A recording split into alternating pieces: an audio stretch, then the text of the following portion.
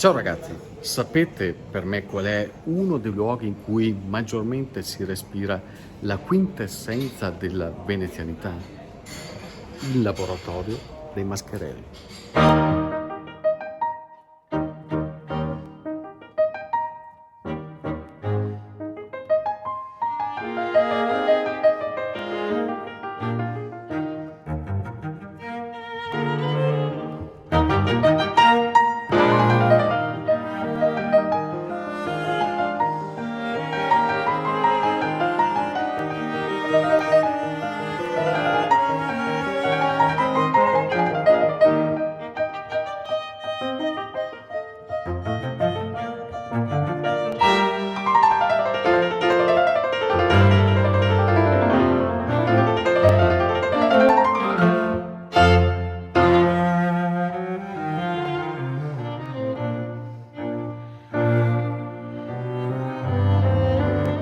Sono al Canovaccio, un laboratorio, una bottega laboratorio dove nascono questi piccoli capolavori, delle autentiche opere d'arte, maschere che nascono dalla creatività, dalla fantasia e dalle mani di Francesca Ceccamore, figlia d'arte che ha deciso di intraprendere questa strada tutt'altro che semplice, anche se estremamente affascinante. Ma cosa vuol dire fare una maschera? Allora, innanzitutto viene modellata l'argilla e quando il modello è pronto si ottiene poi un calco in negativo fatto di gesso, il quale sarà la base per la lavorazione della cartapesta, perché qui facciamo maschere appunto in cartapesta, realizzate appunto a mano e su 3 strati di carta intrisi di colla. Una volta che è terminato l'ultimo strato si lascia asciugare, oppure vabbè, ci aiutiamo con l'asciugacapelli giusto per estrarlo dal calco e intervenire un'altra volta sul calco stesso per fare una nuova maschera, e si lascia poi asciugare naturalmente. Una volta che è asciutta si taglia il contorno, gli occhi, si fa un bagno di pittura murale bianca semplice, giusto per togliere anche quello che è il colore della carta stessa, e da lì è pronta poi per essere decorata. Volendo riassumere, quanti passaggi ci sono per fare una maschera? Oh, aiuto, è difficile, ma dipende anche dalle tecniche di decorazione che si applicano, perché più tecniche vengono utilizzate, più passaggi ci sono e anche tempi di attesa, di reazione anche dei prodotti stessi che utilizziamo. La fascinazione della maschera che viene indossata è pari al lavoro che c'è dietro per realizzarla, perché veramente ci sono un sacco di possibilità e di possibilità di manifestare la propria creatività e applicare tecniche nuove e antiche. Qual è la tua storia, Francesca? La mia storia? Allora, io sono nata insieme a questo laboratorio sostanzialmente, perché mio padre negli anni '80, quando appunto ci fu questo risveglio dell'arte dei maschereri, fu affascinato appunto da questo mondo, e quindi sono cresciuta appunto con papà che modellava, cercava nuove decorazioni, e quindi avevo questo mondo che appunto mi circondava. L'ho in qualche maniera vissuto quasi passivamente, forse non con molta consapevolezza.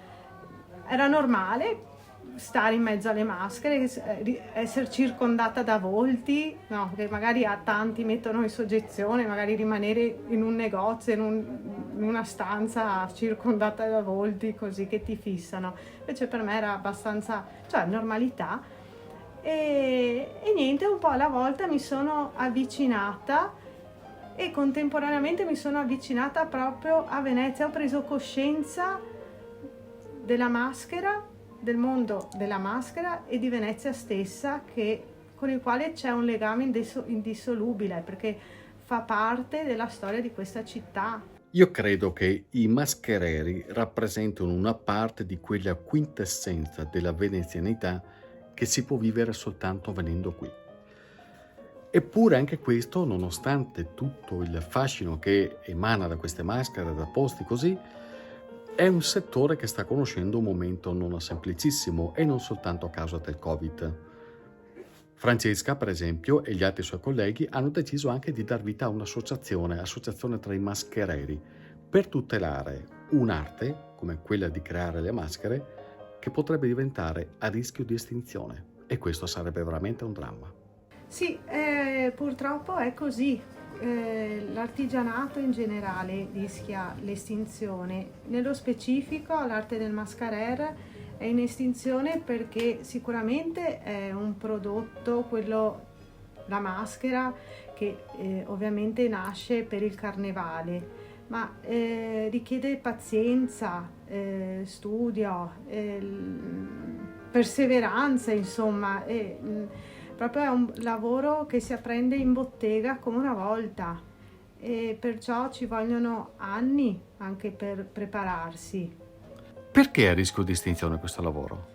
perché non c'è la consapevolezza da parte della gente di quello che prende in mano quando entra in atelier o laboratori come questo. Non si rende conto che prende un oggetto fatto a mano, che ha sicuramente tempo speso da parte dell'artigiano nel realizzarlo, ma oltre al tempo c'è la storia dell'artigiano che trasmette la sua storia personale, ma anche la storia della città in questo caso.